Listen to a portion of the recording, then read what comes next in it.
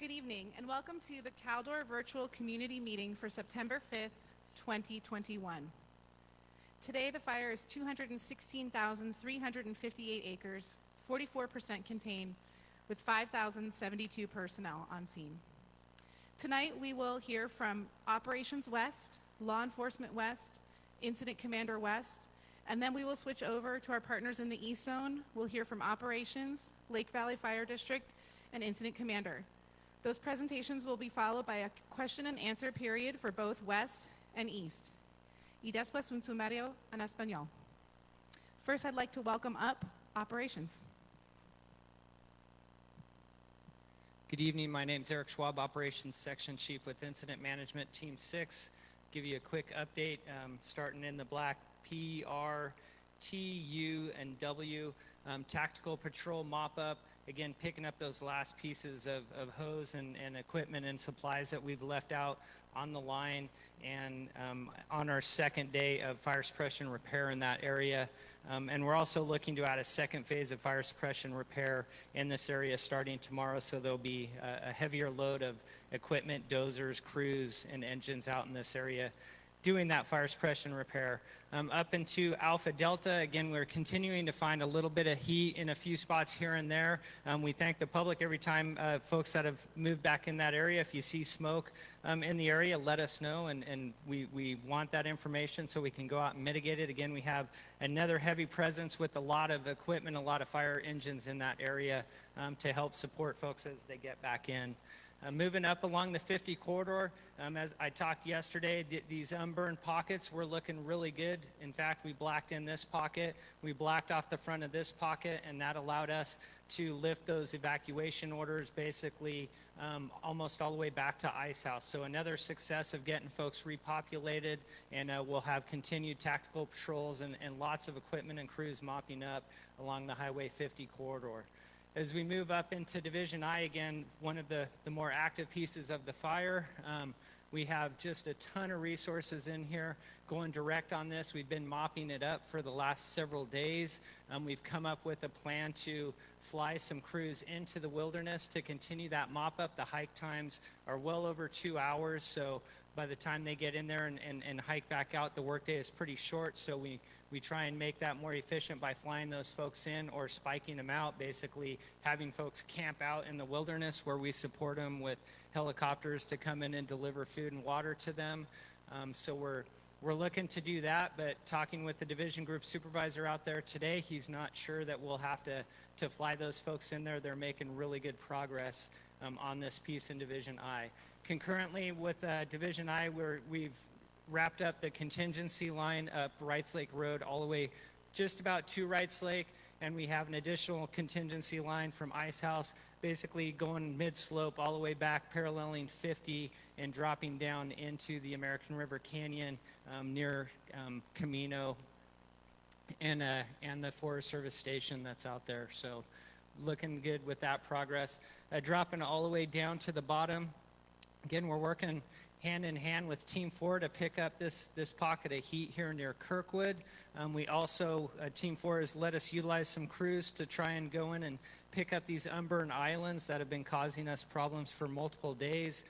Talking with the folks on the ground out there today, conditions, we had a strong south wind push. We chose to go ahead and fire out these fingers versus cutting them out direct. We didn't have adequate resources, and the terrain is just it's not right to put people in there. It's pretty dangerous. So conditions were perfect for firing that out. That's currently going on. All the smoke and flames are going into the interior, and we hope to have that piece wrapped up tonight. The slop off of 88, again, we've had a lot of crews in there mopping that up, squirting water directly on that, and making really good progress overall throughout the fire area. Thank you.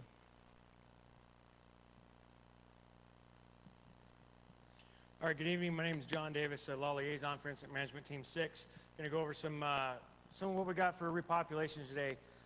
First off, we did get areas off of Consumas Mine Road and Grizzly Flat in this area right here on the far west side of Grizzly Flat proper open, including Blue Mountain Road. So that went to a warning, so residents are allowed to go back in there and get in there, see what they got going on. We also got northeast and southeast Pollock areas open. We have blocked the 50 at Ice House Road, but you are able to get into the White Meadows community up here on the north end, north of 50. So we are putting some more yellow on the map, and as you see, as we're moving through, South Slide Park also got completely opened. The warning got pulled out of there. However, Jenkinson Lake is still closed, and anywhere in here that is forest, the forest is still closed. We did meet today after our cooperators meeting, had a repopulation discussion where as we're moving east, the coordination is between the east and west zones, because where we go for repopulation, we're making sure that both sides of the zones, that the fire itself, the area is safe as we move forward, because we're looking at planning not just what we can get little areas here, but we're also looking long term, what's going to happen 4, 5, 6 days down the road. We want to make sure we're planning and having stuff ready and completed so that when it comes available, and if it comes available sooner, we are already in the planning process for this whole area that's still under evacuation order. But again, anything that we do open up, if it's in the forest, it's still under the forest closure. The other thing that we're getting a lot of questions about is, are we still in the area with law enforcement and the Sheriff's Department?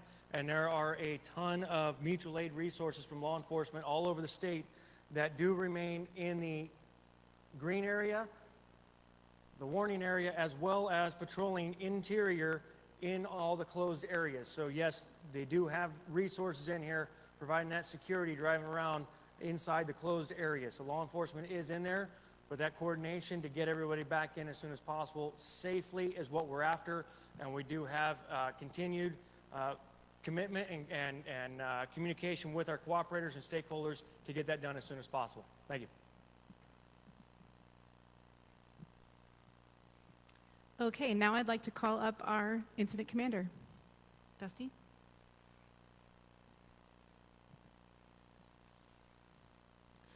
Good evening, Dusty Martin, one of the Unified Incident Commanders on the West Zone. So as you just heard from our law enforcement partners, we're continue with the repopulation process. Each and every day, we're getting more of the citizens back into their communities. And as we've talked in the past, that is one of our #1 priorities, is to continue to populate the communities and get people back into their homes. We still have some challenges ahead of us for some of those areas, and we're working on those each and every day to make that work. We are working with our partners from Team 4 on the East Zone to make sure that we are coordinating our efforts back and forth as we get closer to that zone line, and make sure that something that we do on the West Zone isn't going to negatively affect the East Zone and vice versa. But do understand we are communicating multiple times throughout the day and making sure that we're both looking out for each other's best interests. I just ask that as you get back into your communities, that you continue to watch your speeds, drive safely, look around, because we do have a large amount of firefighting resources in the area each and every day. A lot of utility workers that are continuing to be in there working, and we need to make sure it's safe for not only the firefighting personnel, but the citizens going back into their community. And as our ops said, if you notice some things that are out there, some hot spots, some smokes, please get that back to us so we can address that. With that, have a great night. Before we shift over to the East Zone, I just want to remind you that we have PIOs monitoring questions on all of the social media platforms as well as Zoom. If you'd like to submit a question to Zoom, please submit a comment directly to PIO East or PIO West questions. They'll find your question in there, and we'll make sure it's addressed in the Q&A period. Now I'd like to pass it over to the East Zone. Thank you, Carrie. I want to say welcome to everybody that's watching on Zoom and Facebook. My name's Bobby Filbert. I'm an information officer with California Interagency Incident Management Team 4. I want to let everyone know also that we are streaming this live in the Lake Tahoe Basin Facebook page, so you can find us here each evening for this community meeting. We welcome you watching us directly. So with that, I'm going to pass it over to our Operations Section Chief, Jake Cagle, who's going to give us an East Zone specific operations update. Good afternoon, everybody. So again, over in Desolation Wilderness, over the past couple of days, I've been reporting out we're getting wildfire modules. They're self-sufficient, 14 days. We have 2 engaged in there, and additional one will be going in there tomorrow. Good news today is we're able to use those super scoopers. Those are fixed aircraft that have the capability to drop about 1,600 gallons per drop. They're getting water out of Lake Tahoe. But so they continue to work that. And again, a reminder on our aircraft, that aircraft, what that aircraft does, it does not put out fires, but it supports the boots on the ground. So that's exactly what it's doing in there, and it's going really well through there. So we're going to continue that as long as we have the clear air. As we get over into upper and lower Echo Lakes, we continue to have a presence in there. Crews are gainfully employed, working hard to take care of this perimeter through here. Aggressive mop up. All the structure prep has been completed in the past operational period, so things look good there, and we're going to continue this. One thing I wanted to address, because a lot of times I'm addressing just the fire's edge, but there's a lot of work interior too to get everything ready for the public to let you guys in the future. But Highway 50, I know there's a lot of questions about that. So as we get through Twin Bridges and Phillips and back into over into Christmas Valley here, all of the 50 here, we're prepping this. We're having to fall trees that were damaged by the fire. Infrastructure's in there supporting that, fixing power poles. So there's a lot of other things on top of the firefighting that's going on. So all the major highways through there, that's what's going on through there to get that ready for you. So it's a long, hard operation. So as we get over into the community here, as we get into Christmas Valley, crews again are aggressively mopping up to get that prepared for you. We want to get you back in there. That's our priority. So we appreciate the consistent patience from the community. As we get into Myers, everything, crews continue to gain more depth in their mop up. All of this piece, we just, where you see black, we're getting more depth, tactically patrolling any kind of smoke we see in the interior. We're going in there and taking care of that. As we get over around the top piece here in Trimmer Peak area, I'm happy to report by the end of shift, this should all be taken care of and all tied in.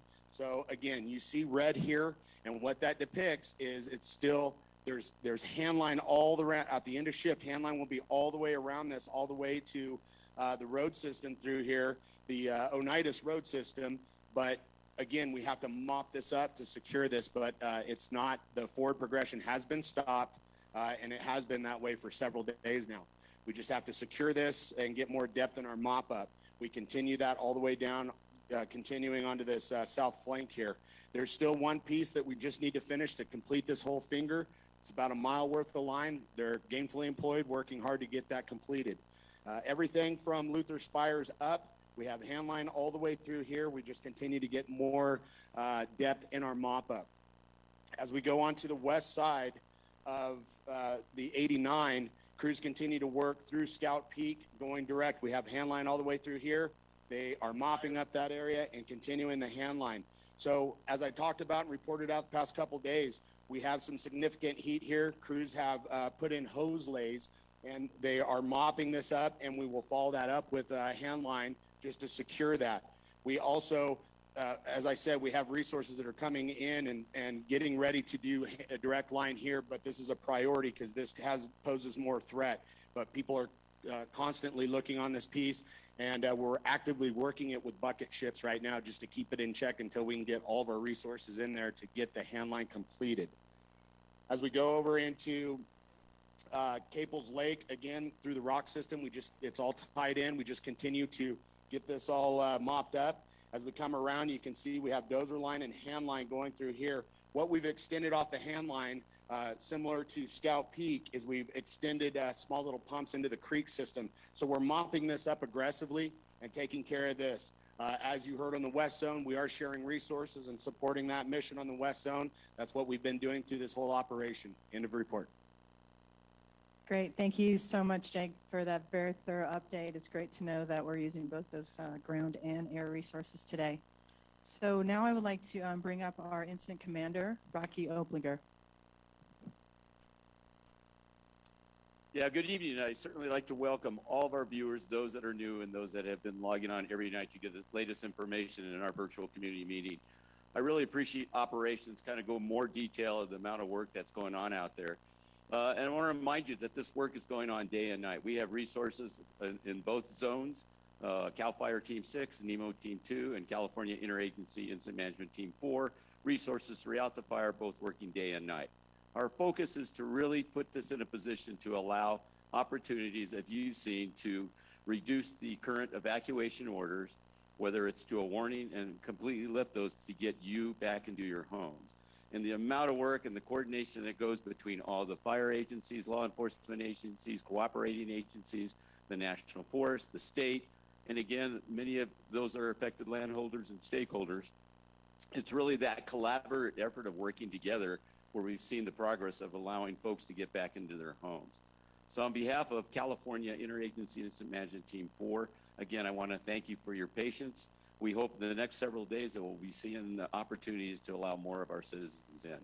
I also want to remind when those opportunities are open, as we've seen some of the citizens are allowed to get back in, specifically in the city limits of South Lake Tahoe.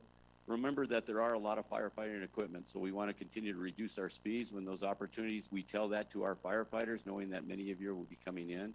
So it's a reminder that our highest priority is the safety of each and every one of you and all of our emergency responders. Thank you very much. Thank you very much, Chief, for that great message. And I just wanted to say before we hand it back to the West Zone for questions, we do have in the room with us today our local and community agency and cooperating partners.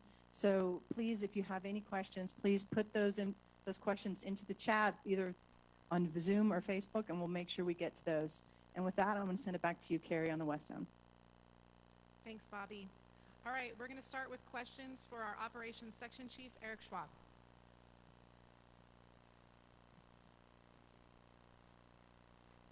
Okay, got a couple of questions here. Specifically, what does spiking out mean?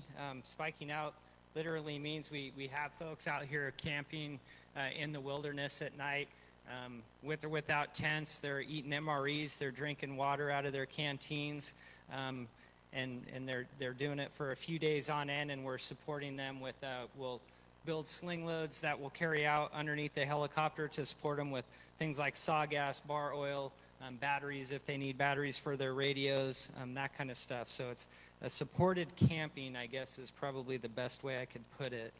How do we know where the structures are, like the permitted cabins that need to be defended?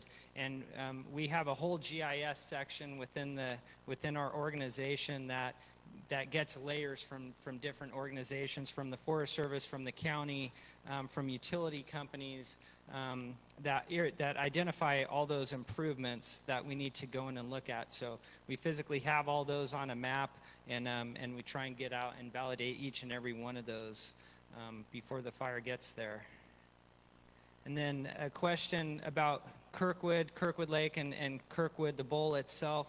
What are we doing to stop the flare-ups? We've been utilizing Type 1 helicopters in several of these pockets to keep those flare-ups checked, to buy us time to either go in and do direct handline construction around there, or just buy us time in general to figure out what the appropriate course of action is.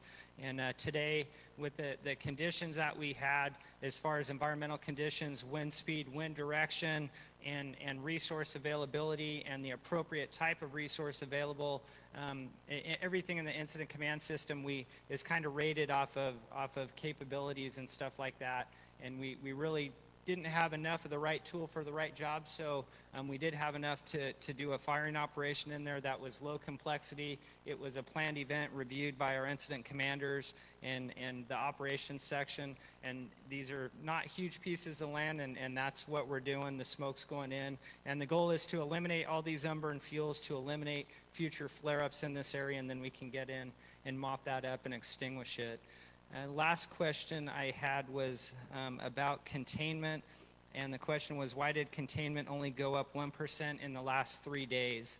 And the reason that is, we continue to progress every single day, but as we get weather changes, for example, it's been a lot warmer temperatures, a lot lower humidity, and we like to get these lines tested under different weather events before we call it actual contained. We have to be reasonably assured that the fire is going to stay within that perimeter before we call it contained. So when we have wind events that are going to occur, we'll hesitate to call something contained until that gets wind tested. And again, we can have that reasonable assurance that the fire isn't going to move additionally. Thank you. Oh, I had a couple more. Please explain handline and mop-up. So handline is when our hand crews, engine crews, all those folks carry tools like Pulaski's that looks like an axe with a grubbing edge, shovels. We have tools called chingaderos, chainsaws, a whole arsenal of hand tools where we go out and we will give crews a specification. We want, a 12 to 15 foot cut, meaning cut the brush 15 feet opening, and then a handline spec of 2 feet as example, and they'll physically go out and cut 12 feet of the brush out, chuck it off into the green side, and then hand tools literally come in and scrape down to mineral soil, and it's unbelievable, but it will be hundreds of miles of that hand line that we're constructing out there to get this fire contained. The amount of work these crews are doing is just outstanding. Mop up is those same hand tools going in with hose lines or backpack pumps. We carry 5 gallons of water on our backs, and they literally go in and use those hand tools and mix and stir and spray water and scrape wood off of logs and scrape it until it's completely extinguished, and they're checking it with the back of their hands for heat, and that is mop up. And we have different ways we grid through to ensure that things are extinguished. And then this question, a spot fire west side near, I'm not aware of any spot fires near Jenkinson's Lake. Jenkinson's has been cold for several days. It has to be for us to lift those evacuation orders, so there's no spot fires near Jenkinson Lake. Thank you.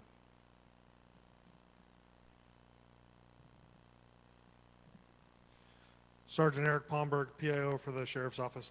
Got a bunch of questions here kind of revolving around Grizzly Flat area. Officer Eric over here, excuse me, John, already addressed this, but yes, we do have ongoing security in all the evacuated areas to include Grizzly Flats proper. So just because there's barricades up on the road does not mean we're not conducting security.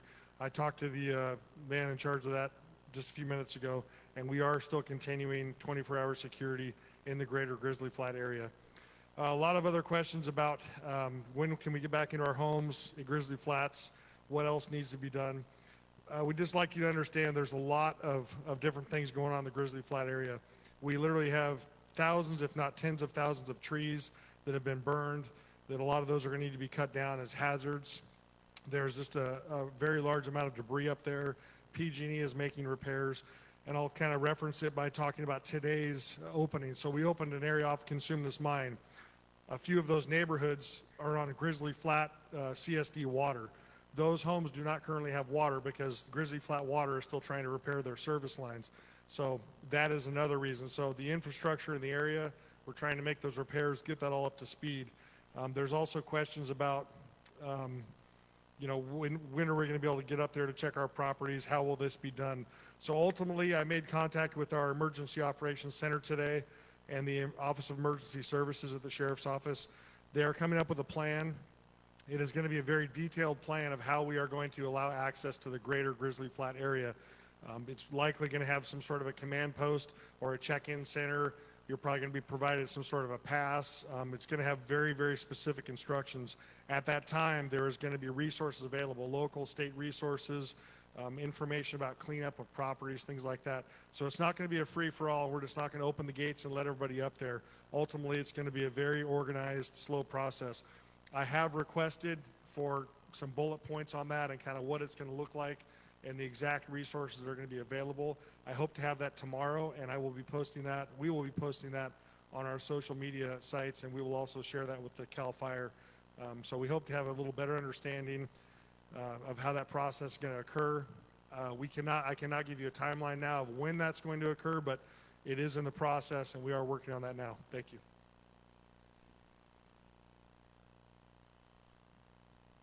Thank you. All right, we'd like to pass it back over to the East Zone for their Q&A section. Back to you, Bobby. Great, thanks, Carrie. So we've took in quite a few questions, and we're working through those. So the first question we have is it okay to hike from Meeks Bay into Talent Lakes and out via Emerald Bay? And we want to remind everybody that the forest remains under a full forest closure. So The forest remains closed at this time, and that means no hiking, no recreation on the forest. Another question we have is more specific to the Myers Apache area, and for that, I'd like to bring up Chief Zlendick with Lake Valley Fire Department.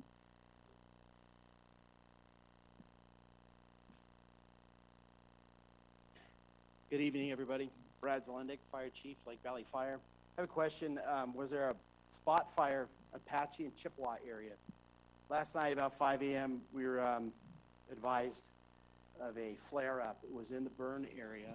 It was not outside of the burn.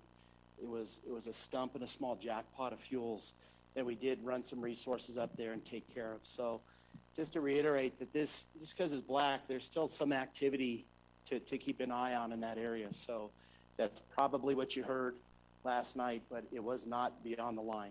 So second question was the Angora Highlands evacuation. Incident command, the command team with law enforcement are in discussions several times a day, and they are looking at that, and they're working hard to get everyone back as soon as possible. But I agree with them. When it's right, we can do that. We're getting close. So we appreciate your patience, and we'll get there. Thank you. Thank you for that, Chief. And now I'm going to bring back our Operations Section Chief, Jake Hagel, and he has quite a few questions to go through for you. Okay, again, thank you very much for the questions. We appreciate them. So we got quite a few, so we'll try to get through all these. So once the fire's out, how will Caltrans work to reduce any potential slides before the winter? And can there be work done, and is there enough time to get the work done, and who will take the lead? So again, it's a collaboration. So the management teams are not leaving this incident after we have full line around it. There's teams that come in and they do suppression repair around this thing. So that's another long operation. It's going to take multiples, but they go in and they base it off a priority. So the priority or any kind of infrastructure impact. So we collaborate, continue to coordinate with Caltrans, but that will be on the incident itself. They call them bear teams. They come in, and this one will require one where they'll go in and work together and, again, coordinate, collaborate. So it's going to be a long duration for the whole incident, but, again, priority is the infrastructure impact. Next question is, I didn't mention anything about North Truckee. So I'm trying to give you as much detail as I can, and if I don't mention it, that should be taken as a good thing. So up here, North Truckee, there's no impact fire-wise. We have aggressively gone direct through this area, and crews are continually mopping up through here. So no major impact to North Truckee up in there. What is the criteria for opening up Myers? I think that goes into conjunction with what the chief answered. He did a very good job on that. And again, we meet multiple times a day to validate and try to get that open. Again, that is our priority, is to get you back in there. So we are looking at that multiple times a day and having discussions. So we're working as hard as we can to make that happen for you. The question was wind direction and speed over the next few days, specifically to Echo. Well, for the whole incident, we're back into a southwest pattern again, and we're looking anywhere up to 20 miles an hour.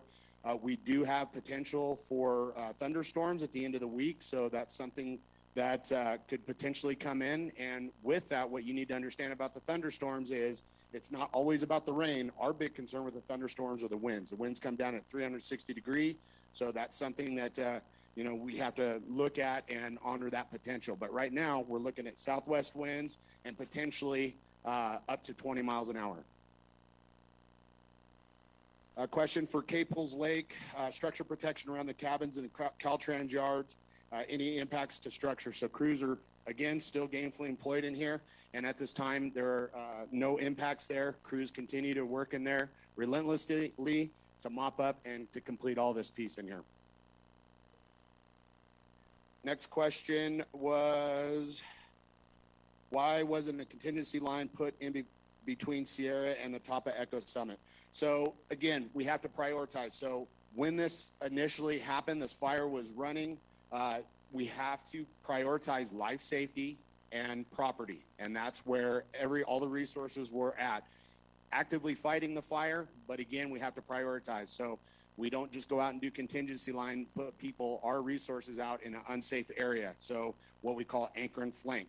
They stay on the edge, and then the times that we do get out, that's when we're protecting life safety and out in front of it to protect life safety and the property. Why is Washoe Meadows not getting dozer line? There's a lot of wood piles that were never burned in that area. So again, in Washoe, what is the zone for Washoe in this area? So again, we're actively working in here. There's a lot of fuel treatment through this area, and I know there may be a wood pile there, but again, there's no imminent threat, so we're prioritizing trying to get this done, trying to get the infrastructure completed so we can get you back in. So we're not focusing on the contingency. There are some contingency lines that we're completing out here because there's potential, but there's no, the potential at danger has been taken out of here. So we're focusing just on mopping this up so we can get this open for you. And I believe that's it. Great, thanks, Jake. Before we head back to the west, I just wanted to say there were quite a few questions in regard to mop-up. And today on the Lake Tahoe Basin Facebook page, we did put a video post up that shows what the mop-up process does look like and what it's entailed. So go ahead and take a look at that on that Lake Tahoe Basin Facebook page if you still have questions. And then with that, I'm going to head it back to you. Thanks, Carrie. Thank you, Bobby.